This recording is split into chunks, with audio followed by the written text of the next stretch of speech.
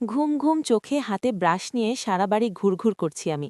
সাথে বাড়ির ডেকোরেশনও চোখ বুলিয়ে চলছি। ভাইয়া বিয়ের জন্য খুব সুন্দর করে সাজানো হয়েছে বাড়িটি। আমাদের বাড়িটা বেশ বড় তা কিন্তু নয়। আমরা মধ্যবিত্ত পরিবারের বাসিন্দা।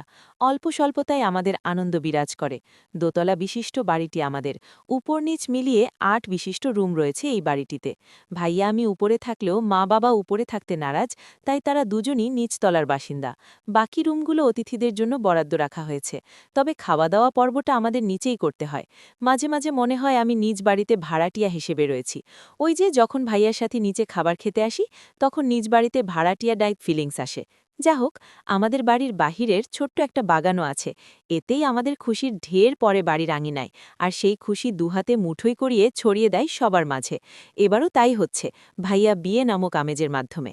আত্মীয় স্বজনরা সবাই এসেছে ভাইয়া বিয়েতে। সবাই আনন্দে মুখরিত হয়ে আন্দোলন শুরু করে দিয়েছে সর্বাধিক থেকে। হই হুল্লোড়, চিৎকার, চেঁচামেচি মেতে আছে সবাই। বড়রা কাজে আর ছোটদের আনন্দের মাধ্যমে প্রকাশ পাচ্ছে এই আন্দোলন। আর আমি ঘুম ঘুম চোখে সবাইকে এক পলকে পর্যবেক্ষণ করে নিলাম।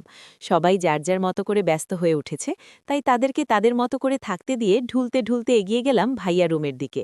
উদ্দেশ্য ভাইয়া রুমে ফ্রেশ হব, কারণ নিজ রুমের অবস্থা করুণ। আমার সব বান্ধবীরা ভিড় জমিয়েছে সেখানে, তাই বাধ্য হয়ে যেতে হচ্ছে আমাকে। ভাইয়া রুমে আপাতত কেউ থাকবে না, তাই চুপি চুপি গিয়ে ফ্রেশ হয়ে আসব সেখান থেকে। ধীর পায়ে এগিয়ে গেলাম ভাইয়া রুমের দিকে। বিনা বাক্য ও শব্দ বয়ে আস্তে করে দরজা খুলে ঢুকে পড়লাম ভাইয়া রুমে। পরে আস্তে করে দরজা লাগিয়ে পিছন ফিরে তাকাতেই চোখে পড়ল আবছা আচ্ছন্ন অন্ধকার রুমটি। সাথে বেডে কেউ কাঁথা মুড়িয়ে উপুর হয়ে শুয়ে ঘুমাচ্ছে। আমি এক পলক তাকিয়ে থেকে ভাইয়া হবে ভেবে ওয়াশরুমের দিকে পা বাড়াই, কারণ আমি জানি ভাইয়া ছাড়া ভাইয়ার রুমে একটা মাছিকেও আসতে দেয় না ভাইয়া। তাই নিশ্চিত হয়ে ওয়াশরুমে গিয়ে ফ্রেশ হয়ে নিলাম।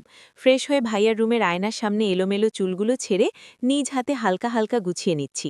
তখনই টুং শব্দ কানে আসতেই চমকে পাশ ফিরে তাকাই আমি। ভাইয়া তখনও উপুর হয়ে শুয়ে আছে, আর ভাইয়ার মোবাইলে মেসেজ আসছে সেই কখন থেকে। সেদিকে তার কোনো খেয়ালই নেই। খেয়াল থাকবেই বা কি করে?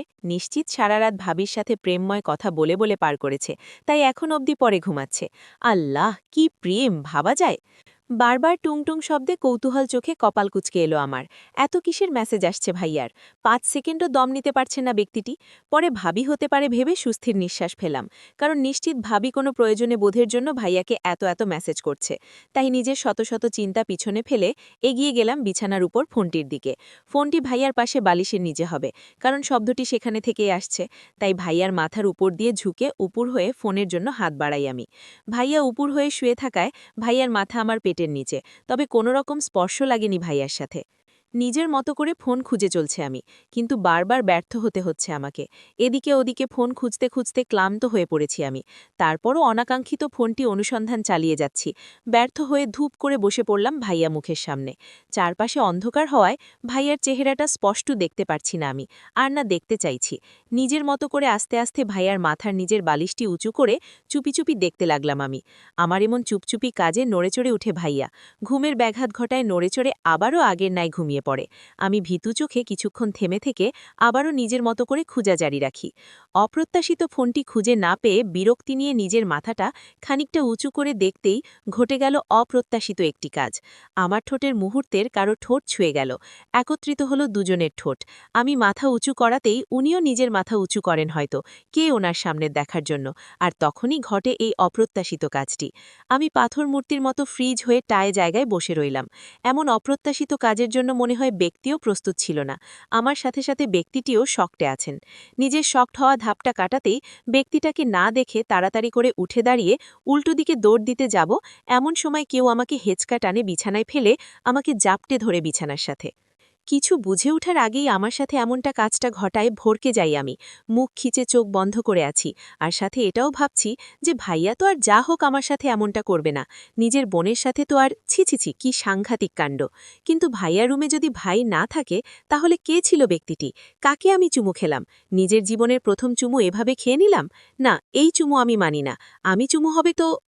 বাকি কিছু চিন্তাভাবনা করার আগেই কেউ আমার গাল চেপে ধরে শক্ত হাতে। ব্যথায় আমার জান যায় যায় অবস্থা। তখনই সামনে থাকা ব্যক্তিটির কর্কশ কণ্ঠ আমার কানে আসতেই চমকে উঠে সাথে সাথে সামনের দিকে তাকাই। তখনই চোখে পড়ে হৃদ খানকে। উনি শক্ত হাতে আমায় বিছানার সাথে চেপে ধরে রেখেছেন। আমি করুণ চোখে তাকাতেই উনি রেগে দাঁতে দাঁত চেপে বলে ওঠেন, লিমিটের বাহিরের কোনো কিছুই পছন্দ না আমার, তোকেও না।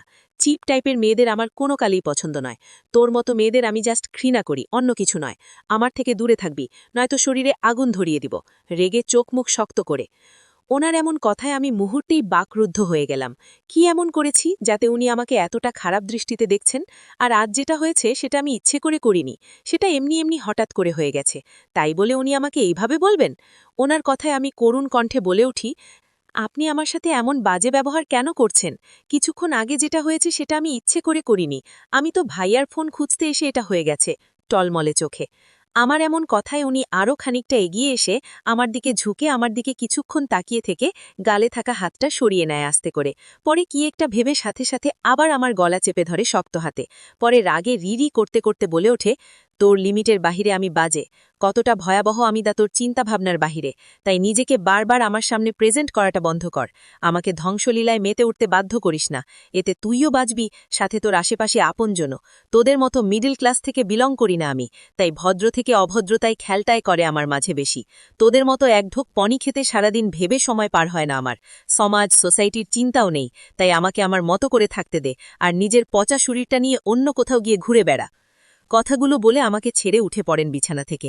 আমার দিকে না তাকিয়ে দ্রুততার সঙ্গে ফ্রেশ হতে ওয়াশরুমে চলে যায়। আর আমি বিছানায় শুয়ে নীরবে চোখের পানি বিসর্জন করছি। আর ভাবছি, কি এমন করেছি যার কারণে উনি এত বাজে ব্যবহার করছেন আমার সাথে? কিসের এত রাগ ঝাড়লেন উনি আমার উপর? আমি তো আগে কখনোই দেখিনি ওনাকে, না কখনো সামনে গিয়েছি ওনার। তাহলে কেন উনি বারবার আমাকে বলছেন ওনার সামনে নিজেকে প্রেজেন্ট না করতে? দুঃখ কষ্টে ভারাক্রান্ত মন নিয়ে বিছানা থেকে উঠে বসলাম আমি। দু হাতে নিজের চোখ মুছতে মুছতে বেরিয়ে পড়লাম উদ্দেশ্য নিজের রুমে যাব, আর পিছনে ফেলে যাব অসভ্য বাজে লোকটাকে। আর যাই কিছু হোক না কেন, এই রুমে যা হয়েছে কাউকে বলা যাবে না, এতে করে ভাইয়ার বিয়ের ও চাকরিতে ব্যাঘাত ঘটতে পারে। তাই আমার চুপ থাকাই শ্রেয়। আর সবচেয়ে বড় কথা, আমি এই খারাপ লোকের সামনে যাব না আজকে।